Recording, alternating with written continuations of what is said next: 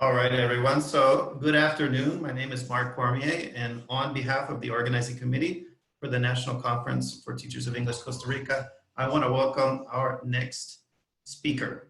So Luciana Fernández is a graduate teacher of English and a teacher educator who has 26 years of experience in the field of education. She has specialized in methodology, teaching practice, early years education, literacy, and critical thinking. She holds a diploma in educational research from the University of Cambridge Faculty of Education. She has also 2 postgraduate certifications in teaching for comprehension and teaching cultures. Luciana has presented at numerous congresses and conventions, both nationally in Argentina, where she's from, and internationally, such as right now. And she was awarded an IATEFL scholarship in 2016. At present, she is a senior academic consultant for National Geographic Learning and Trinity College London in Argentina, and she is an educational advisor at several schools. She has been both a teacher and head teacher at several institutions in Buenos Aires and has been a teacher trainer at the English-speaking Scholastic Association of the River Plate for the past 14 years. So here to speak with us today with the presentation, Technology and Methodology and Nor/Or, please welcome Luciana Fernández. So hello, everyone. It's a pleasure for me to be here with all of you today. It's an absolute pleasure for me to be participating in this 35th National Conference for Teachers of English. I've never been to Costa Rica before. It's in my bucket list, I guess. So I would like to welcome you to my session, Technology and Methodology and Not Or.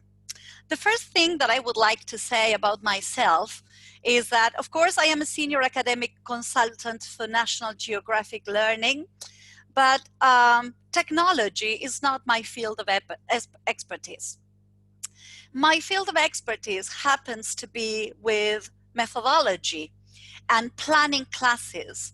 So I guess that you can already guess why the name of my session has to do with embracing the idea that, especially in this contingency, it's not all about technology, but it's about a perfect combination between technology and methodology.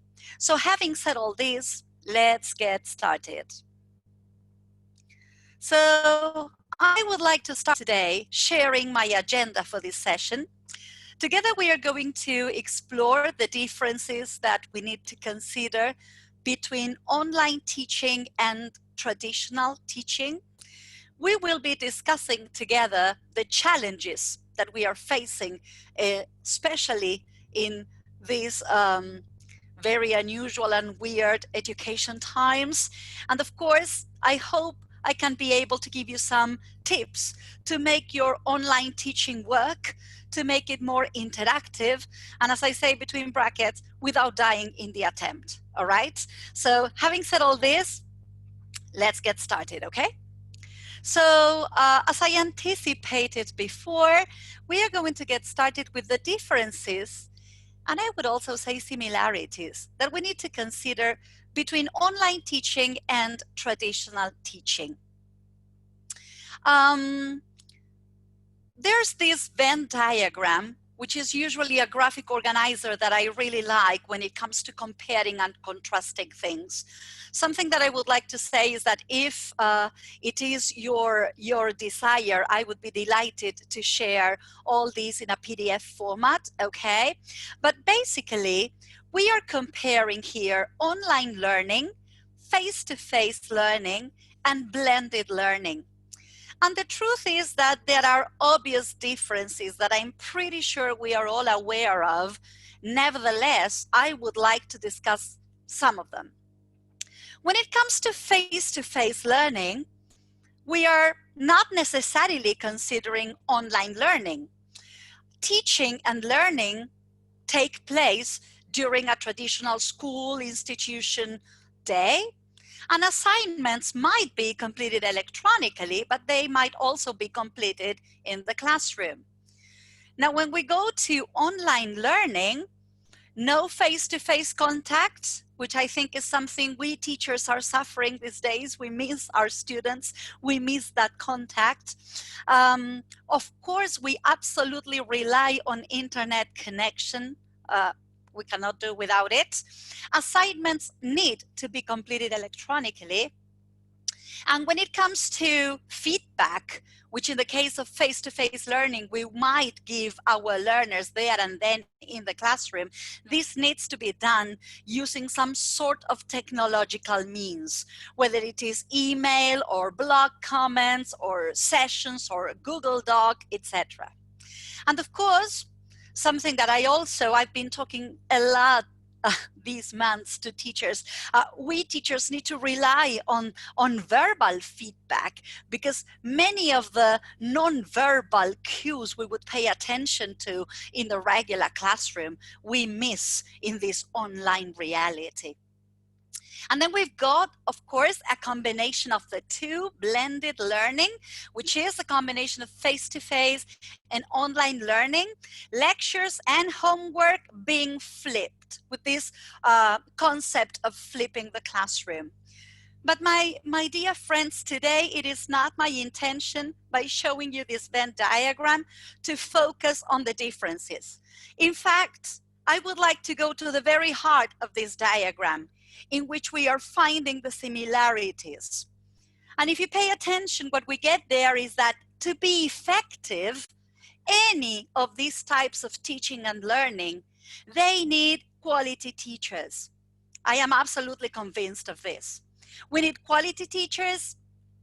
We need engaging lesson plans. I absolutely believe in this too. We need clear objectives, clear standards. We need feedback, timely feedback, and feedback that actually helps our students make progress. And of course, we're also talking about high quality, formative, and summative assessment, which of course will be tied to the programs that we are teaching. So having said this, we need to talk about some of the challenges that we've got ahead. And I will be quoting a National Geographic learning author, Alex Warren, from his webinar, 10 Tips for Successful Online Lessons. I find this quote so telling that I decided to share it with you today. Alex Warren says, the thing to remember is that teaching online doesn't mean reinventing the wheel. I love this. Your basic teaching skills and knowledge are still what drives a lesson, since they are 100% transferable to the online environment. And the actual structure of a lesson, whether you're teaching from a course book or standalone materials, in many ways remains pretty much the same. Therefore, it's very much a case of tweaking what you already know and managing it in an online environment. So basically, what we are taking from this quote is that whatever I was already doing in my traditional classes, there are many of those wonderful things I was already doing that I need to consider and somehow transfer to the online environment. And I absolutely believe in this as well. So if we're going to talk about online teaching, and because of lockdown, we have all been pushed into online teaching. I work with teachers not only in Argentina, but I work with teachers from all over the planet. And I've seen a little bit of everything. I've seen teachers who before the pandemic were already doing online teaching and learning. Some teachers who were a little bit reluctant to it. And I've seen people very comfortable working with flipping the classroom. I've seen a little bit of everything. The truth is that now we've all been pushed into remote teaching and learning. So we've got to consider a number of things. In the first place, we need to talk about synchronous and asynchronous online teaching. This is going to be very important for all of us dear teachers, because a good combination of the two is desirable and striking a balance really works. I'm not going to take anything for granted, so I will be clarifying just very briefly that when we talk about synchronous learning, we are talking about that learning that involves a group of students learning together at the same time.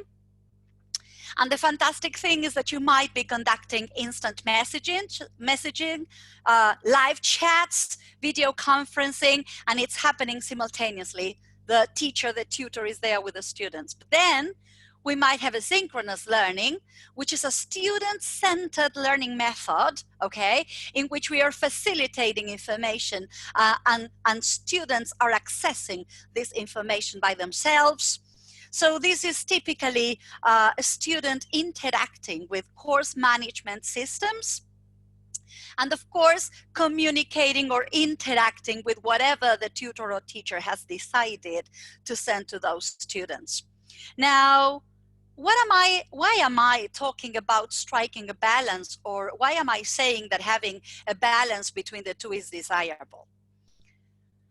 Well, when it comes to synchronous online teaching, it all comes down to the video conferencing platform that you use. It's really very important that we teachers are confident with whatever video conferencing platform we will be using. And what's the benefit of this? What's the benefit of using a video conferencing platform? Well, definitely the possibility to share a screen, just as I'm doing now. The possibility of chat boxes that will allow for some interaction, and definitely also the possibility of sharing documents. Now, there's more to it, all right? More benefits. And of course, video conferencing platforms allow for the use of camera, allow teachers or tutors to carry out polls, screen sharing, breakout rooms, which we will be experiencing today and you've been experiencing so far in this conference.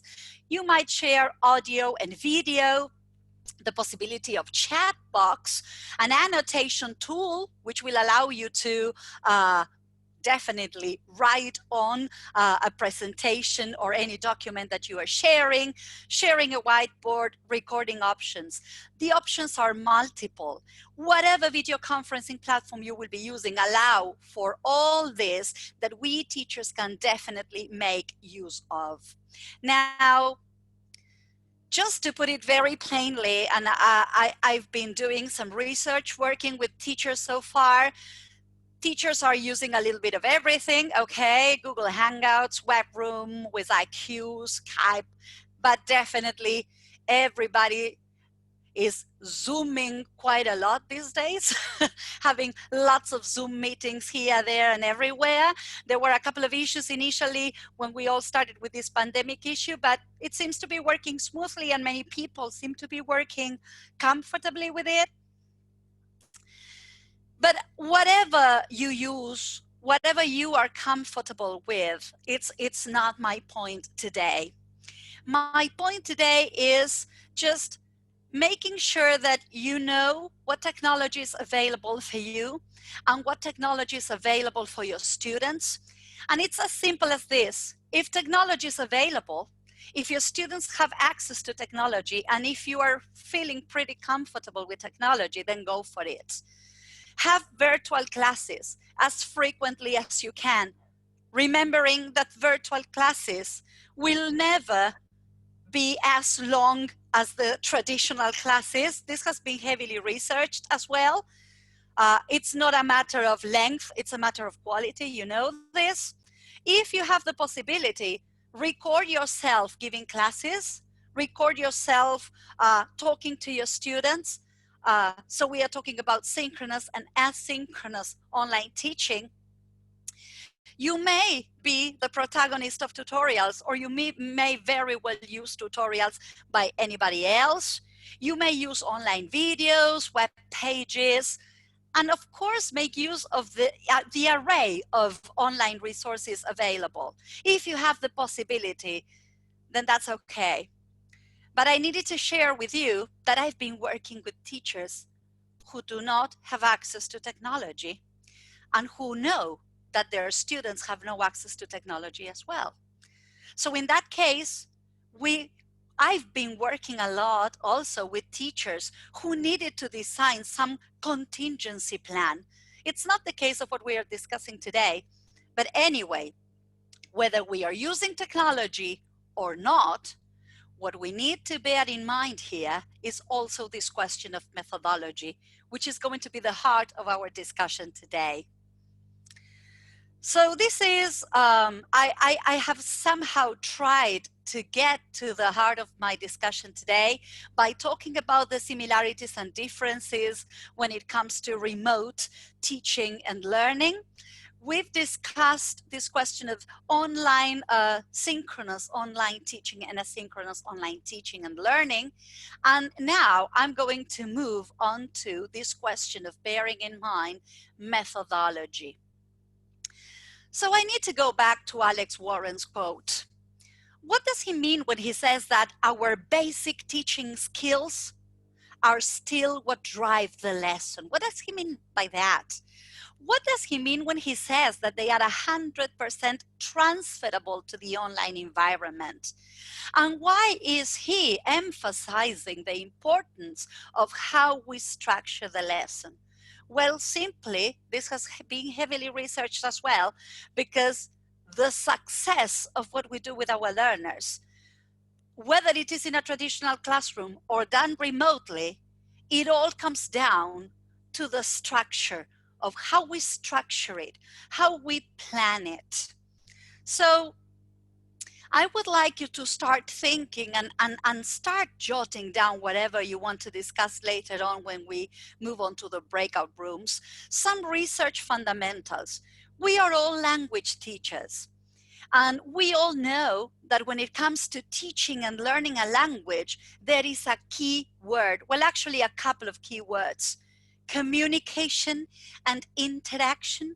And I've got a lot of teachers these days telling me that they feel that in this online environment, students are interacting less, or they feel there are less opportunities for interaction. And this has given me a lot of food for thought. Interaction, such a key word when it comes to learning a language. Is there any possibility that interaction in an online environment is less than when we are in the traditional classroom? So this is going to be my starting point now. And I have brought for you some research fundamentals. If we really want interaction in the language classroom, my dear teachers, there are some fundamentals that will work in a traditional classroom, but will also work in an online environment. And now I am talking about pre-teaching the language for the task. If in that synchronous class, in that virtual class, we want students to interact actively, this means that there is something to be done before. What is it that we need to provide students with so that they are really interactive when I have the possibility for this with them? So we are talking about pre-teaching task language. We will be discussing that. Providing support. How can we scaffold? What support can we provide so that our students feel confident enough to interact in our classes? Another very important research fundamental has to do with giving preparation time. Do we give students preparation time for interaction? It's key, not only for the traditional classroom, but for the online environment as well. We need to vary the interaction patterns. Sometimes students might be working in pairs or in groups or individually or interacting with a teacher. But we are talking about variety here, but at the same time, and I have studied language acquisition for years, and I can tell you that the repetition of tasks is something that is going to build confidence in our language learners too. So how do we do that? And last but not least, providing our learners with a reason for interacting. How can we, in this online reality we are going through, keep promoting interaction. Make the most of those moments when we have the possibility to interact with our language learners. So something that we need to bear in mind, my dear teachers, is that there are 3 types of interaction. We've got the student interacting with the content. So the content is something to bear in mind. Student-teacher interaction and student-student interaction. So what am I telling you that we also need to reflect upon today? Well, we definitely need to provide opportunities for all these types of interaction. Now, when we were in the classroom, in those normal times, let us say, interaction seemed to be something we were taking for granted. But now in this online environment, we really need to think how to plan ahead, how to make it happen, especially because we are teaching a language. So having said this, let me share with you an idea that I've seen working. I've been working with a lot of teachers, different institutions, different realities. And in a way, this seems to be working. That is why I wanted to share this with you today. So pay attention to what you've got on the screen. So we seem to have there something that looks like a pill, all right? Like a pill. And then we've got the virtual class, the synchronous online teaching learning moment. What is it that this pill here is representing? Well, the pill here is representing an asynchronous moment. And I just wanted to illustrate this as clearly as I could. This is like, what pill should students take before they come to my online class fully prepared to have a very active and interactive role in my language class? So if you pay attention, what we are saying is that asynchronous moment is gonna get my students ready for my synchronous moment. And what I'm telling you here is that synchronous moment is gonna be interactive and have active learners if they have been actively interacting with that asynchronous material. So just think about it in terms of a pill. Some other teachers also call them capsules, all right? What is it that you are gonna give your students to interact with? What is it that you're gonna provide students with so that when you have these virtual synchronous moments, and the main characteristic of synchronous moments is the possibility of interaction, what is it that you're gonna provide them with before to make these encounters fully interactive? So something else I need to say here, and I'm telling you again, I've been working with a lot of institutions and I've been assessing and getting feedback from teachers and feedback from students. Golden rule is that the pill cannot be the same as the virtual class. And I've seen this quite a lot.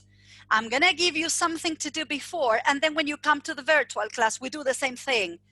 This actually results in boredom. This results in lack of motivation sometimes. So it's not that they are the same. One prepares students for the other one, and this one depends on what has happened before. So we are talking about a connecting thread. Now, I want you to start thinking, my dear friends, and going back to this quote by Alex Warren saying that the things that we were doing and they already worked in a traditional context might be taken or introduced to the online environment. I want you to start thinking, how do you usually start your lessons? So this is the moment in which, if you want to share anything in the chat box, I'll be reading some of your answers. I want you to start thinking, how do you usually start your lessons? Can you share What is it that you usually do when you start your lessons? I'm going to go to the chat box. With a warmer over there, yeah, video, singing, a game or a song, definitely. An icebreaker, definitely, good job. Breaking the ice, lowering the affective filter, yeah? Very good. A mini quiz, I like that. Some music. This is what Roberto did with all of us today. Good. Showing a picture, brainstorming ideas, asking how they are doing, definitely. With a quote, I love that. Asking about their weekend, vocabulary warm-up, simple conversation, dancing, I like that. I love to ask them how they feel, definitely, Laura. With using Kahoot, very good. With meditation, see the variety of answers, emotional questions, greeting. Thank you so much. Thank you so much. Small games. Okay, we can keep going, right? I love the variety of answers to the same questions. And the truth is, my dear friends, what I like about this question is that you have all come up with wonderful answers, but I want you to pay attention to the following. Let's move on. Okay. So Alex Warren, in his quote, was saying that it all comes down to lesson structure, that how we structure lessons, whether they are face-to-face lessons or virtual lessons, really matters. You have all mentioned a variety of things. You mentioned music, talking about feelings, discussing their weekends, discussing a quote or a picture. Everything you mentioned is exactly how a lesson needs to get started with. This is what we usually call the lead in or the warm up. We are warming the map, all right? So this is very good. In the traditional classroom, we would definitely do this with them. Now, you know what? Again, I insist on the fact that I've been doing research and watching lots of lessons these past months in this fully online reality. And I've seen that this has somehow got lost. And I need to bring it back. We need to bring it back. There's plenty of experts saying that in spite of the fact that we are all in an online reality now, we need to keep it social. We need to keep it social. So one of those pills that I was mentioning before could perfectly well be the lead-in or the elicitation moment. So we are warming them up, we are activating their prior knowledge, we are creating the possibility for students to connect personally with whatever is going to happen in this synchronous online teaching and learning. And there's a variety of ways in which you can do this. Many of these things you mentioned in your answers can very well done in an asynchronous fashion, as I will be showing you in a minute, okay? So, or even if you want to use the photograph or a quote or big questions in your synchronous moment, what pill can you give your students before so that moment is as interactive as you planned it to be? So if you pay attention, the lesson stages that Alex Warren was talking about, he's talking about all these well-researched lesson stages, the structure of a lesson that actually makes a lesson successful. Having a leading, having an elicitation moment, and then we're going to move on to another lesson stage, which is the presentation. The moment in which we present our students with something new. It might be vocabulary, it might be grammar, it might be any aspect of language, it might be a strategy, why not? Now, when it comes to presentation, presentation can also be done in the asynchronous moment. It can be one of the pills for then students to be users of that in the synchronous moment. I'll be showing you lots of examples in a minute. So we are talking about the lead-in or warm-up. We're talking about the elicitation moment. We are talking about the moment in which we are presenting something new. And then, this is heavily researched again, When a student has been presented with something new, that student needs the possibility of practice. And we need to move from controlled practice to freer practice. And I usually use the same analogy, like when you get to ride a bicycle, okay? So you teach your students how to ride the bicycle, and then you give them the chance to get on the bicycle and ride the bicycle using the training wheels, scaffolding, controlled practice. If I see they are doing well, then I'm going to remove one of the training wheels of the two. And then I'm going to give them plenty of opportunities for them to become effective bike riders. See my point? So we need to move from practice to application, and then definitely review and follow up. And of course, review and this follow-up moment is the moment in which, thanks to the evidence I have gained from the different tasks in which I have involved my students, I realize whether we are ready to move on or if there is anything we need to reinforce. This needs to be transferred to the online environment as well. So going back to this question of the pills and the moment in which I want a lot of interaction, because that is what synchronous online teaching and learning allow for.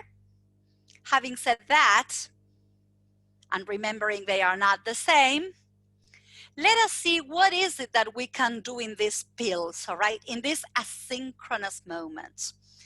Definitely, we can engage our students in revision. Revision of whatever aspect of language, revision of anything. So one of the things that we can do in those asynchronous moments to prepare our students for the synchronous moment might be revising, eliciting, activating, checking. Another thing, as a language teacher, I have studied language acquisition, so I'm giving you a piece of advice when it comes to basics of language acquisition that we teachers need to be aware of. Another thing that we can do in these pills happens to be with presenting something new. We sometimes, teachers, believe if we do not do the presentation, then students won't learn it. And I think that we need to somehow shake this off, all right? Of course, we can present something new and we are so good at it, but I want you to know that there's plenty of online, there are plenty of online resources that will allow your students to be autonomous when it comes to the presentation of vocabulary, some grammar, or what I like calling integrated presentation. If you're gonna present vocabulary, why not presenting it together with structures? So you're gonna put everything together in a situation or in a context to make it clear to your students. So imagine if I do not include the presentation moment in my synchronous moment, and I make it part of the asynchronous, how fantastic is it going to be that in that synchronous moment, students can really show me that they can use it. So that's why another very important thing to consider for the capsules or the pills is that we teachers understand the importance of modeling. We need to model, we need to show them what is it that they will be expected to do in that synchronous moment. Modeling is key. It's really very important that you make it situational. Show them how. You might show them how other speakers are doing it, or you might model it yourself. Modeling is a key factor. And another thing that you can do in these pills prior to that synchronous moment is the warm-up or the lead-in. The personal connection that we want students to be part of when it comes to learning anything. Connection with the content is absolutely crucial. So moving on, I'm going to go quickly through some basics that we need to bear in mind. One of the things that we definitely need to pre-teach so that in the synchronous moment we've got more active learners happens to be vocabulary. some ABCs of teaching vocabulary effectively in those pills. Provide definitions or contextual examples, always. Make it visual, all right? Definitely, very important. Allow students, definitely, to then use those words. Engage students in games where they can actually check their understanding of the new words. And definitely give them a possibility to become users of those words somehow, by rephrasing or giving examples of their own, or using the new words in a personal situation. This is a little bit of ABC. If you really include this in one of the pills, visual, contextualized, situational presentation of vocabulary, students will get it. You model how to use the words yourself, and then they can imitate it. And then when they come to your online class, they will be ready to show you that they can use those newly learned words. Now, when it comes to grammar, I usually go for presentation in an integrated manner. I've said it before. So when you present vocabulary, make sure you present it together with the grammar. That's why we mean by an integrated presentation. And of course, grammar, always situational. Make it happen in a context. Make it happen in a situation. Present it in a situation shown in a video or in a dialogue between two people. Present it in some kind of paragraphs telling an anecdote. Make it situational. It's key. Make it functional. What does that mean? Get your students to see how that grammar is being used, in what kind of context and what for. And always make it meaningful. I belong to the generation that learned grammar out of context. We all know the importance of context, and there's a variety of ways in which we can contextualize grammar. So we have discussed the lesson stages that Alex Warren is saying. It all comes down to how we structure our lessons, whether they are face-to-face or online. And I am borrowing a couple of pieces of advice from another fantastic National Geographic Learning webinar by Dr. Joan Shin. I understand one of the keynote speakers in this conference, and also Dr. Jared Borup, saying you need to bring your social skills online. It's really, really very important. Show yourself not only in the online moment, but also in these asynchronous moments too. So if you have the possibility to record yourself, if you can be the one who is doing the modeling, if you can have these short presentations of vocabulary yourself, that's how we somehow shorten the distance with our students. Show yourself as much as you can, and you can't imagine how many researchers today are talking about a unique opportunity we teachers are having these days that we did not have before, to show ourselves in our houses. So we also have the possibility to show our students part of our life, and this has an affective and a social impact on our relationship with our students, which is really, really very important. So show yourself, start with what you have. This is one of the best pieces of advice by Dr. Joan Shin. And Alex Warren was also talking about not reinventing the wheel. Start with what you have. What do you have? What can you actually use that you've got at home to have an effective presentation of vocabulary? One of the teachers I've been working with needed to present some vocabulary about food for one of her lessons. So she conducted this asynchronous video from her own kitchen. So she pretended to be cooking something, and as she was cooking, she was showing students the vocabulary she was presenting. And you know what? This is definitely much more meaningful for your students than probably getting it from a flashcard. Why not? So start with what you have. What do you have that can be effectively used to prepare your students for the online class. So again, Dr. Joan Shin in this wonderful webinar was talking about using elements or rooms in your house or even photos of your own, something that belongs to you, that will allow you not only to model the language task, but also tell your students something about yourself, all right? Shortening again the distance. Do lots of show and tell. You've been mentioning this. Ask about before you ask about their weekend, tell them about yours.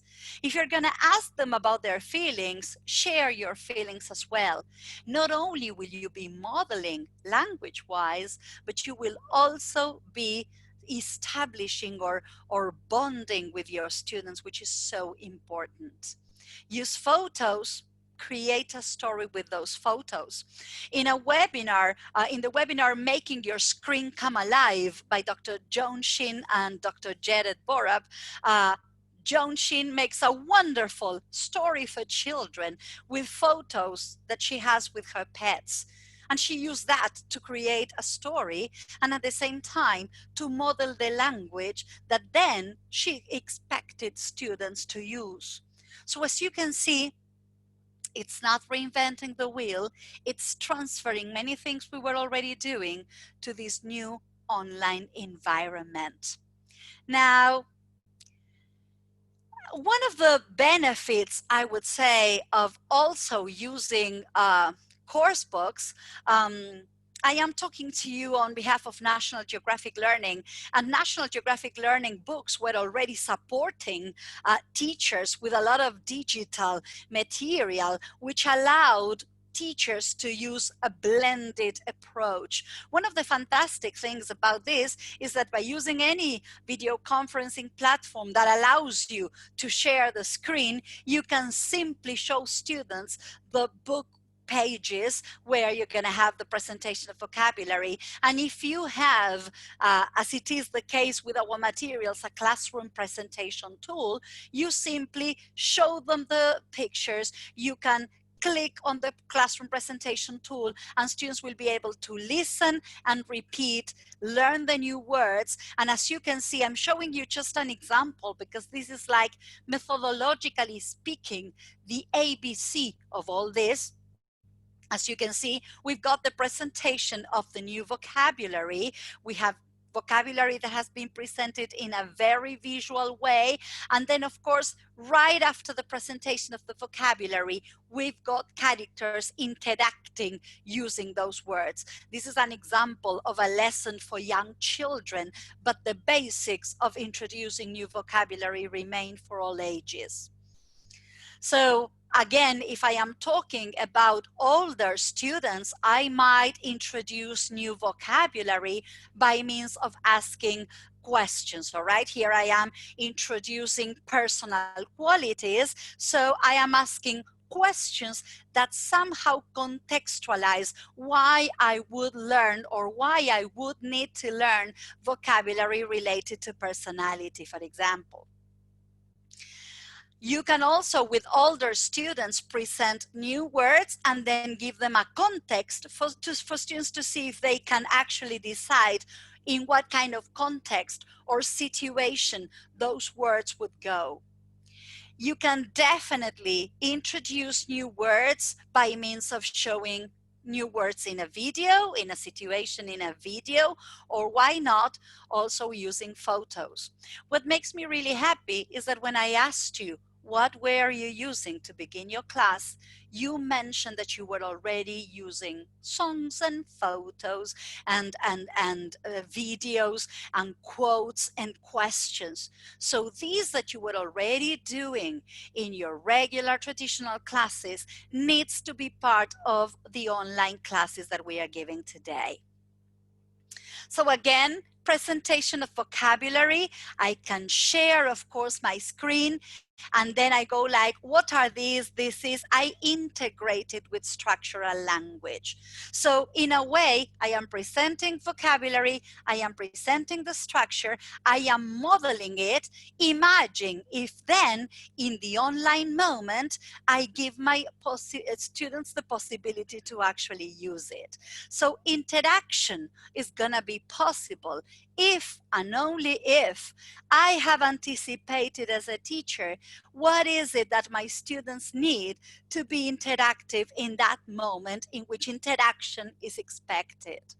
Now, here you've got fantastic Dr. Joan Shin showing you that she's been collecting stuff from home to actually give her classes. So these are examples of what I was saying before, how you can get started with what you have, all right? And I've seen throughout these months a lot of students really appreciating, okay, having their teachers use real stuff or showing them something at home, starting with a personal story. All this is it's not that it will help. All this makes a huge difference when it comes to giving a class. Again, as you can see on a lesson on fruit, well, she's using real fruit. So I think it's really, really very important that we understand that it is about technology, definitely, but some things which are a little bit more traditional, let's say, will also work and shorten the distance with our students. So we are talking about these pills that will make the synchronous online moment more interactive. And let me tell you, dear teachers, that there's a lot of research again saying that one of the best things we can do in that online, synchronous online moment is conducting discussions. Do you know why? Because according to research, online discussions are a perfect example of the combination of the 3 types of interaction we mentioned before. When we bring online discussions to our synchronous classes, we are combining the 3 types. Students, for example, may have read or watched material, and that they have read or watched is what we bring to the discussion. So in that way, we are fostering student content interaction. When we conduct an online discussion, in that very same moment, students might be sharing their thoughts with their peers. And that is how we are fostering student-student interaction. And last but not least, when we bring online discussions, we teachers are there being the moderators, which means that we are also promoting student-instructor or student-teacher interaction. So one of the things I've been helping a lot of teachers with is this question of understanding how important it is to use the synchronous classes for rich discussions. And I have had a lot of teachers telling me, Luciana, I really plan a lot of discussions, but then my students won't interact. Or some students interact more than others. Some actually talk or participate a lot, and then some others do not have the opportunity. So it's really, really very important that everybody comes ready for the online discussion language-wise. They need to have the vocabulary, they need to have the structures, they definitely need to be ready, and if possible, they need to have had some access to some modeling, as I mentioned before. That's how you are going to get everybody to interact. And remember that most of the video conferencing platforms will allow for some one-to-one interaction, but then you also have possibilities like the breakout rooms in which people can interact and then they can come back to you, just as you would do in a traditional classroom. So many of you mentioned that you like using photographs. Again, I am here giving this talk to you on behalf of National Geographic Learning. And one of the things I am very proud of when it comes to our materials is that we use fantastic, stunning National Geographic photographs. But I always talk to teachers and I say that there is a confession to be made. We teachers have always used photographs in our classes. And the confession that I want here is that the truth is that many, many times we ask, what can you see? Or we ask, can you please describe the picture? And we are somehow kind of reducing everything to just the language of descriptions. So I want to show you now some strategies. If you're interested, I might send you some other resources of the very many things that you can do with photographs, apart from describing them. There is a wonderful visible thinking routine called I see, I think, I wonder. I love it because not only will students have the possibility to tell you what they see, using language such as there is, there are, I can see, positional language, vocabulary, etc. But then if you ask them, what do you think about what you see? You open up to a world of possibilities because students can give you their opinion. They can tell you what they remember now that they can see this. They can tell you what connections they are making. They can tell you how they feel about what they can see. So you move from the possibility of just describing a picture to making or to doing so much more with a photograph. And then you tell them, what do you see? What do you think about what you see? And also, what do you wonder about what you see? Providing your learners with priceless opportunities to ask questions. Now, this is a technique that I love using, of course, in the classroom, but I've seen students working wonderfully with this in an online environment too. All right. So if we're going to go back to the example of the pill, okay, I need to think what language, what structural language, and also what vocabulary I might present my students with so that when they come to my online discussion, language is not an issue. And they've got the language tools to actually be active participants in the discussion. Now, this I see, I think, I wonder is a visible thinking routine used all over the world. And of course, engaging photographs are a great way of using this I see, I think, I wonder, because I tell you what I see, but then I tell you the personal connections that I'm making with what I see. And if you think about it, this is the functional language we use outside in the real world all the time, expressing our feelings, our thoughts, our opinions, our likes, our dislikes. So just think about it. What pill, what examples, how can you model it so that when students come to the online discussion, they are really active? So you can use stunning photographs. Why not? And I want to give you another example because the example before was a photograph for children, but let us see something for students who are older.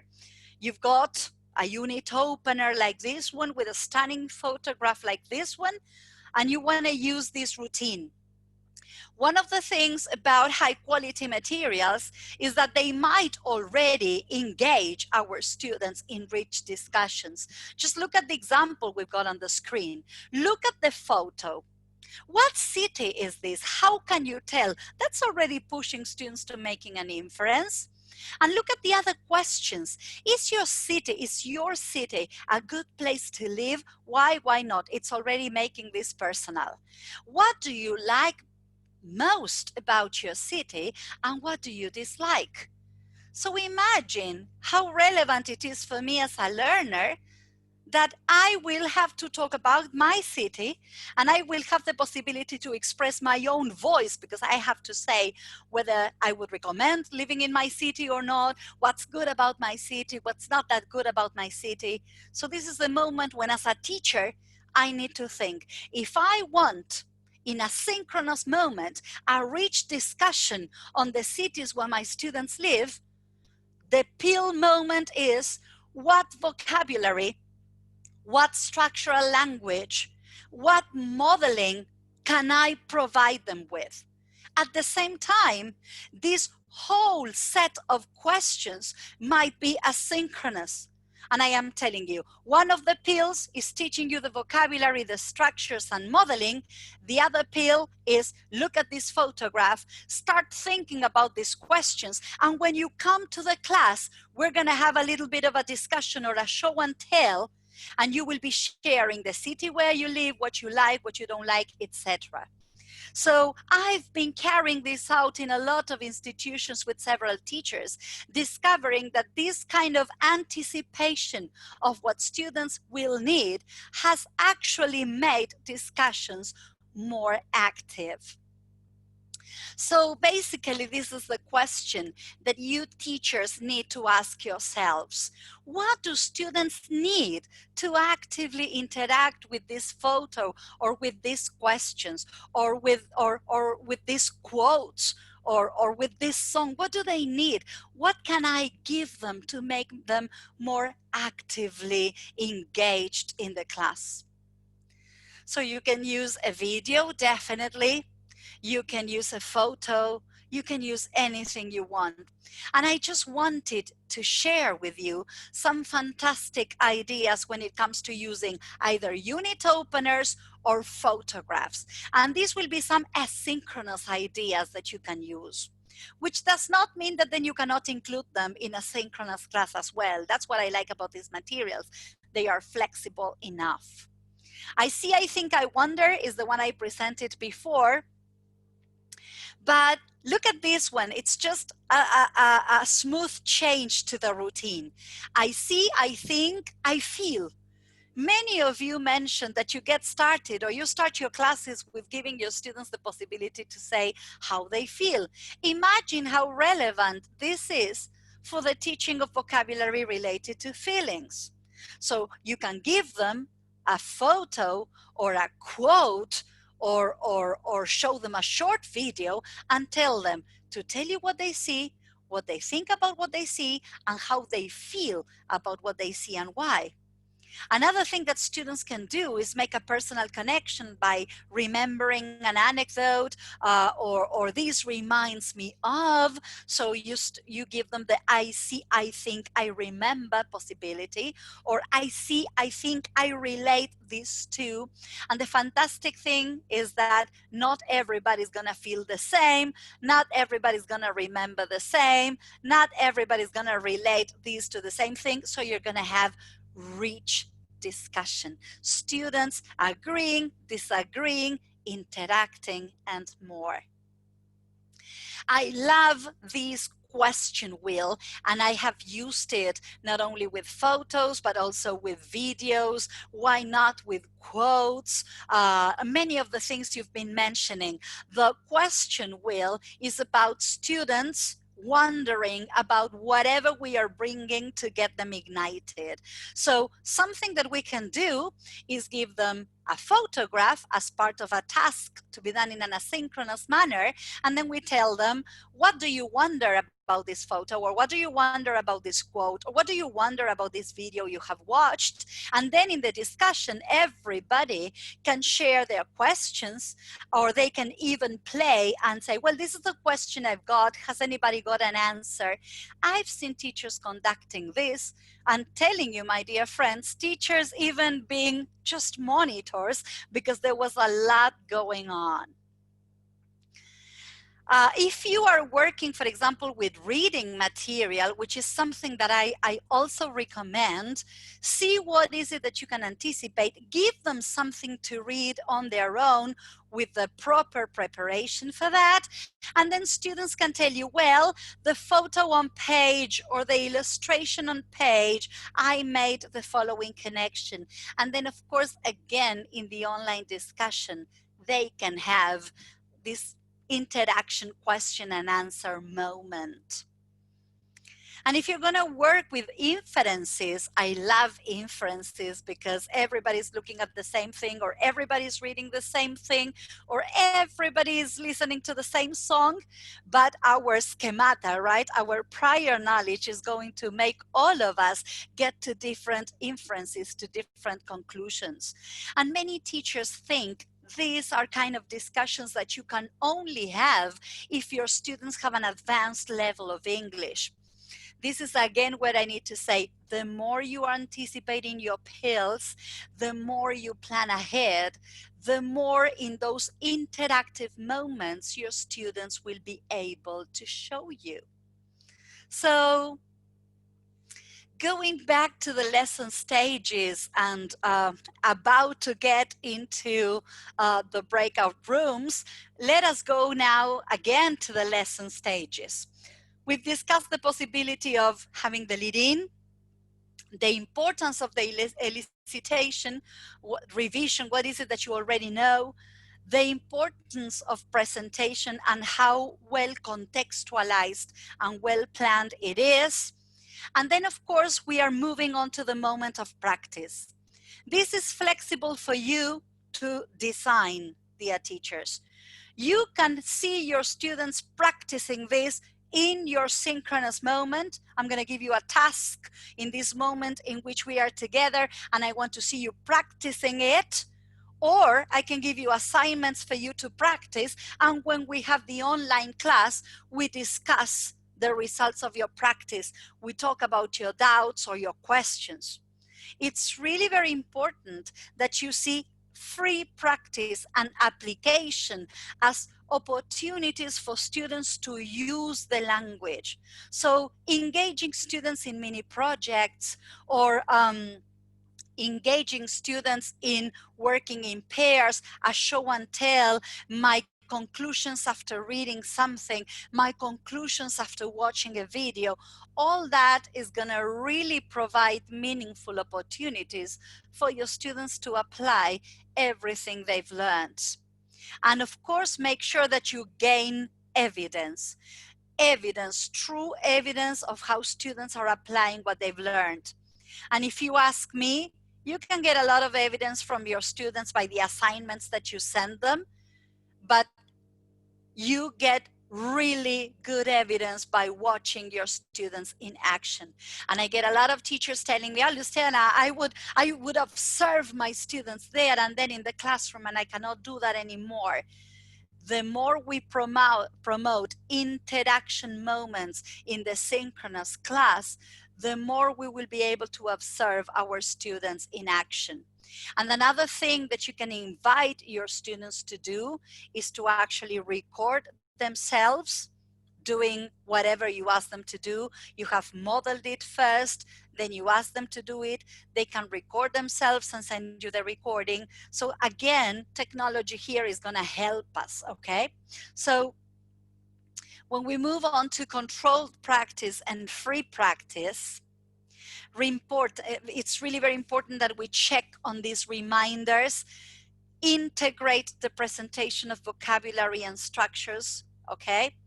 Really very important. This question of remembering that presentation of grammar out of context will not do. It doesn't work, and it works even less in this context. So the importance of making it situational and contextualized, providing lots of opportunities for practice there with you under your supervision, if possible, in this synchronous online moment. And then by giving them assignments that might have a repercussion for the online moment too. And definitely application, which is so much more than practice. Application is transferring what I've learned to a new reality. That's why having mini projects or discussions will also do. So when it comes to promoting more interaction through class discussion, work with videos. Many of the materials that we are using already bring videos that are great as far as content is concerned and that present language in context. You can work with videos in a variety of ways. You can use videos in the asynchronous capsule, in the pill. Do you remember? And that's how you're going to promote student material interaction.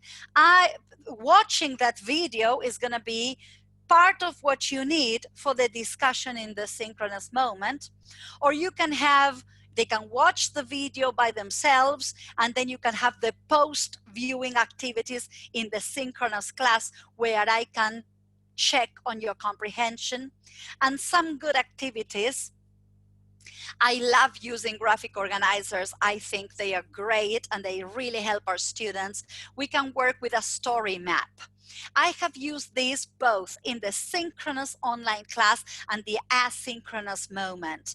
So for example, students can watch the video all by themselves, and then when they come to my class, they have to work with their story maps. So together we reconstruct the beginning, the middle, and the end. Okay, if it was a situation, what happened at the beginning, what was the conflict, what was the resolution? If you're working with a story with your students, this can also be done. If there is somebody talking about an anecdote, for example, this is a graphic organizer that will do. But for example, you can use a keyword story. And this is something that works for reading, for listening, and for viewing. Sometimes I give my students some keywords that I have extracted from a text, from a video, or from a listening. Students have no access to that. I just give them the 5 words. And as a pre-synchronous class moment, I tell them that if they put those 5 words together, they can answer the question, what is the story about? So I just give them 5 keywords, and students try to put them together into a coherent whole. And then when we come to the class and we have the discussion, they all share their different versions of what the story is about. And they usually laugh a lot because with the same 5 words, they all came up with different versions. And then of course, what's the motivation? Then they want to check, all right, the video. So I'm going to show you how I connected all my lessons. As a pre-synchronous moment in an asynchronous manner, I gave students some presentation of key vocabulary, and then I gave them the words. They tried to work out the story. Then we had the synchronous class. We shared all our versions of the story. Then asynchronous, they watched the video, and then synchronous, we compared and contrasted. We cross-checked initial versions with the actual version of the video. And you can't imagine how interactive those lessons were. So students can, of course, use graphic organizers. They can work alone, or you can give them the possibility to work in pairs, something that students can do even using WhatsApp. Why not? They can work in groups, or they can definitely do it on their own. So we are getting to the end, and there's one more thing that I want you to bear in mind. By definition, homework is an extension of our instruction. Something we do in class then has an extension called homework. But in this new reality we are all going through, watch out, because homework sometimes is our instruction during lockdown. What does this mean? Sometimes whatever I send my students to do on their own needs to have these stages we were mentioning before. So this means that in this new fully online reality, we need to understand that students need to do self-study, and that we need to promote self-study skills. That is why, based on this, that research is suggesting more and more organization skills, self-study skills, self-regulation skills. How can we promote this? By showing students that they can learn certain things on their own with no direct supervision, and that they can interact with different materials and then show their understanding or how they can use what they've learned in those classes with us.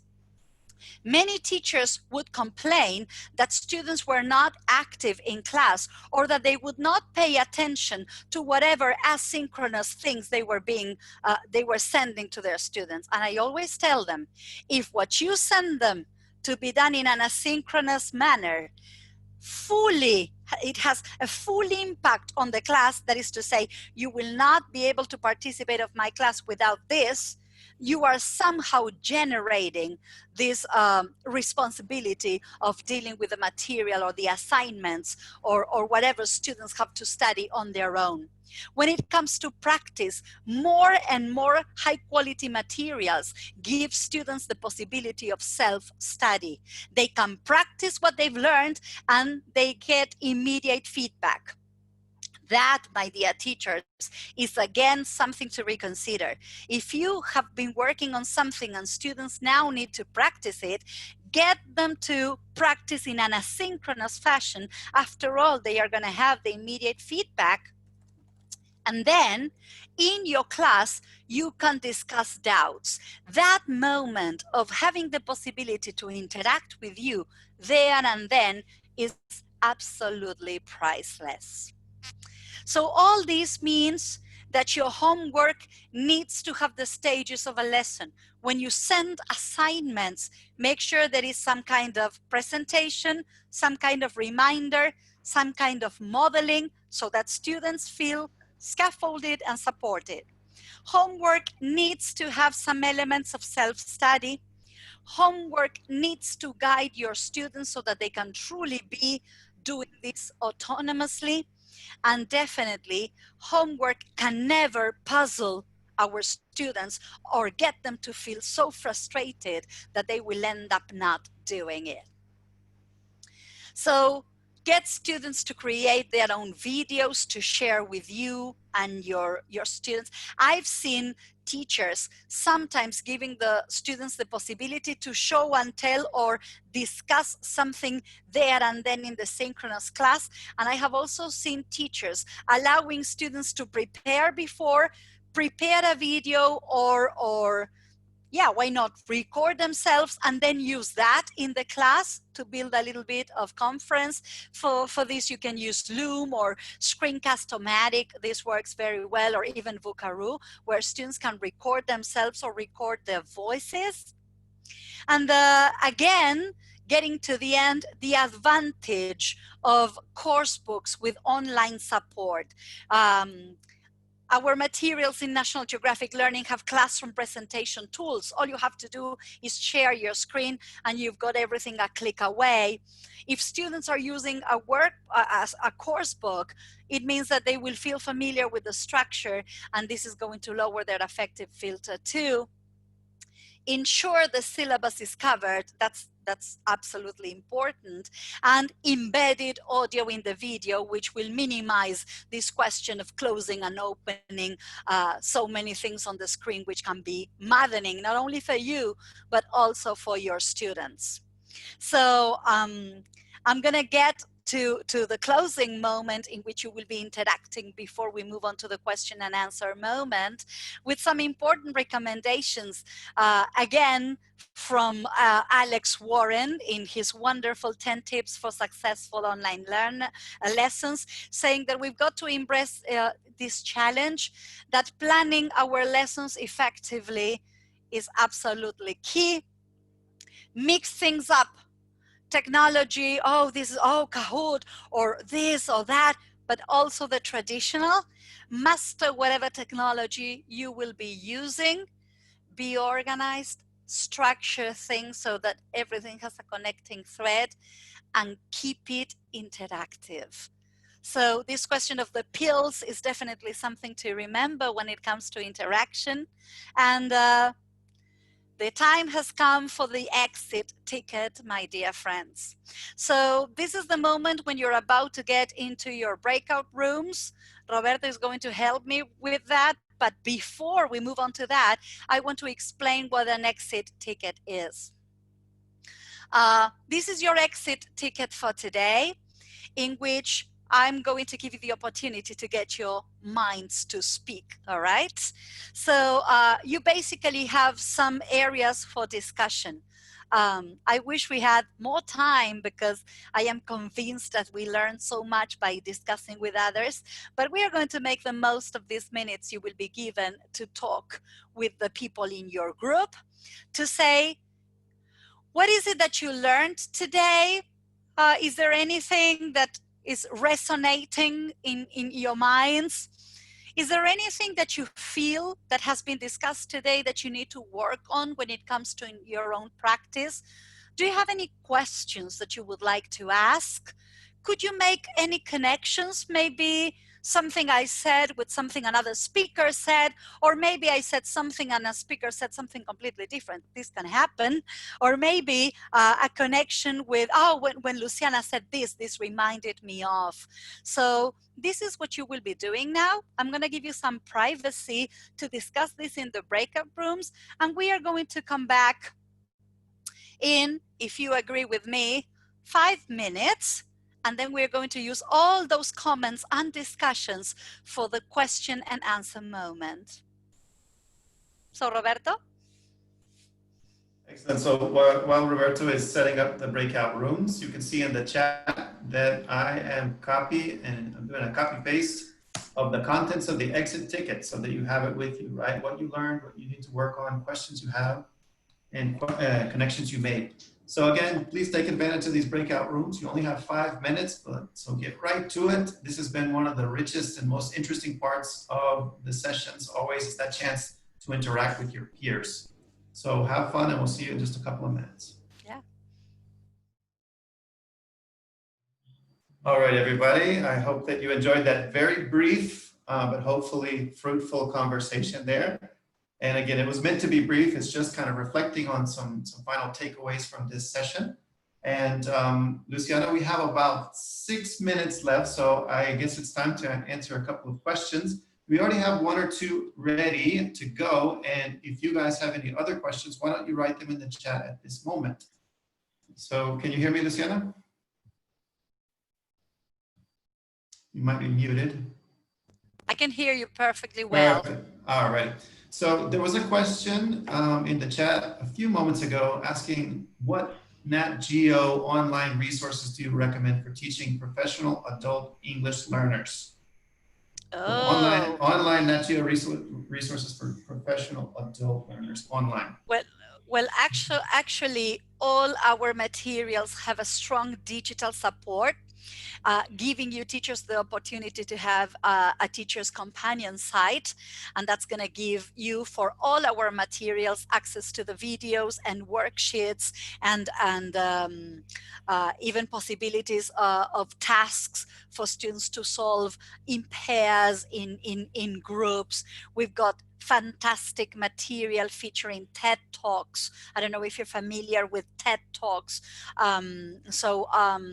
Students, again, will have the possibility, all the material, all the digital support in National Geographic Learning allows for flipping the classroom and allows for this structure that I have been presenting so far, this question of the pill, something that students can do autonomously, and then, of course, something that they can do in class. I would strongly, strongly recommend, we've got time zones and 21st communication. There are so many wonderful materials. I'll be sharing my email address with you all in a minute. And if you really want me to give you some pieces of advice, or if because of time constraints, we couldn't have a proper discussion today, I would be delighted, okay, to get your emails and answer and even suggest to you which National Geographic learning materials we've got for that target audience.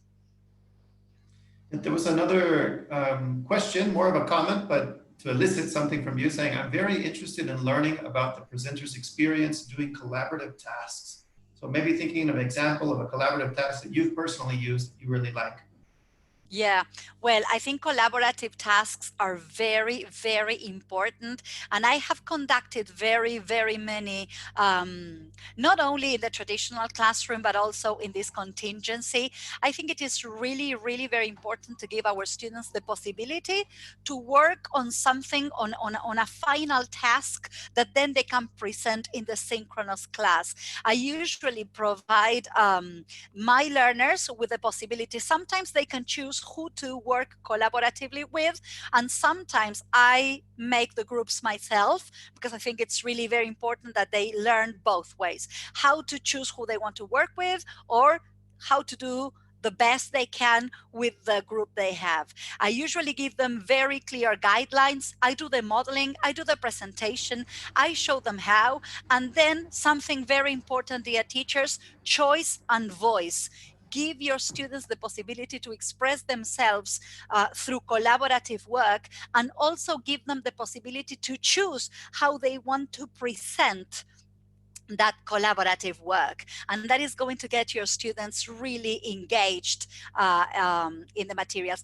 In National Geographic Learning, you will also see that materials engage students in the possibility of projects. But again, if you're interested in this, it will be my pleasure to answer emails and to share some more tips regarding this. We have time for one more question. Carla was asking something that I think a lot of people are dealing with, where their conditions are different all over the place, right? And one of the biggest problems is time. So she was asking, looking at these steps that you've been recommending and how to sequence a lesson, both, the synchronous part. What recommendations do you have in her case, for example, that she has a 40-minute lesson? Yeah. It's quite challenging. Yeah. Well, this is basically it.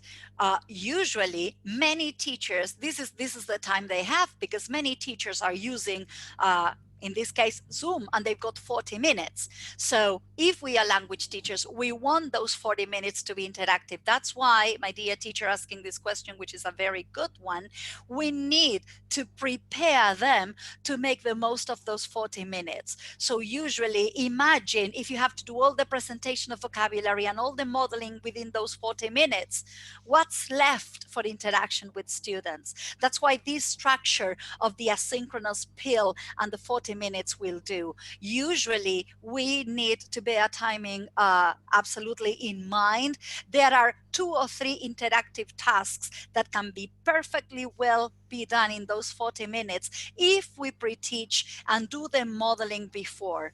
If we puzzle students in the synchronous moment and we tell them, okay, who would like to participate? We are not going to have active participation, and time's going to fly and not much will be done. And at the same time, bear in mind what I said before. Sometimes they can participate there and then, and sometimes you can give them the possibility to record themselves.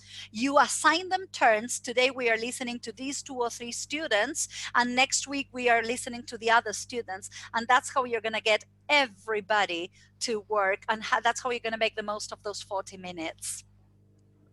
So I think that's about all the time that we have. And I see that there are more questions in the chat, but I'm going to recommend that those of you who still have questions and have things you want to say, then you share those same questions and comments in our community of practice forums. I think that would be a great opportunity for you to keep the conversation going. For now, I want to thank our speaker on behalf of the organizing committee for the National Conference for Teachers of English. Thank you so much, Luciana, for your presentation today, for your willingness to share your time, your ideas, your materials with everybody here. So let's please give her a warm applause. Take a look at your cameras. Lots of virtual applause. Amazing. Thank you so much.